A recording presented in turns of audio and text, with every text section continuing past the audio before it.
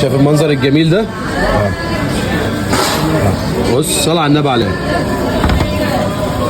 تعالى بقى نعمل لك سلطه بطاطس وصلي بينا على النبي. النهارده هنعمل لك احلى سلطه بطاطس تاكلها في حياتك، وحطها في الثلاجه وكلها وادعي لي. جبنا البطاطس هنا، قشرناها. تعالى نقطعوها بقى. نقطع بطاطسايه كده 2 في 2. عايزها مكعبات.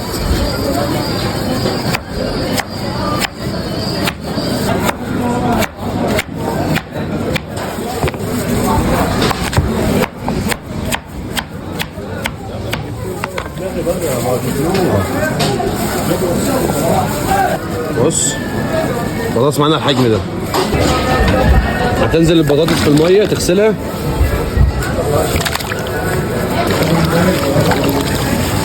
هنعمله دلوقتي، هناخده البطاطس دي 3/4 سلقه، مش سلقه كامله عشان مش بطاطس مهروسه، 3/4 سلقه. تعال نشوفها ونوصل بينا على النبي. يلا بينا.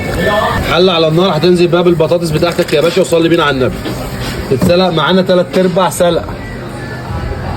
تعالى بقى نعمل لك احلى شويه دقه حكايه. عندنا البوله دي، تنزل عليها هنا بتوم، الصلاه على النبي، فلفل اخضر، فلفل احمر، الصلاه على النبي، شويه شبت، ملح، كمون، شطه، شويه كاري، الصلاه على النبي، حبه روزماري، الصلاه على النبي عليه. هتعصر ليمون. هتنزل بزيت، شويه خل. قلب يا باشا كل المكونات دي كده في قلب بعضيها.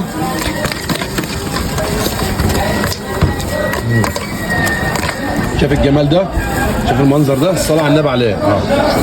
المنظر ده كده، الصلاة على النبي عليه.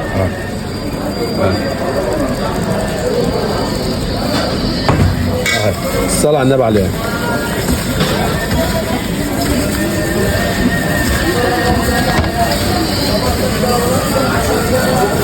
المنظر ده،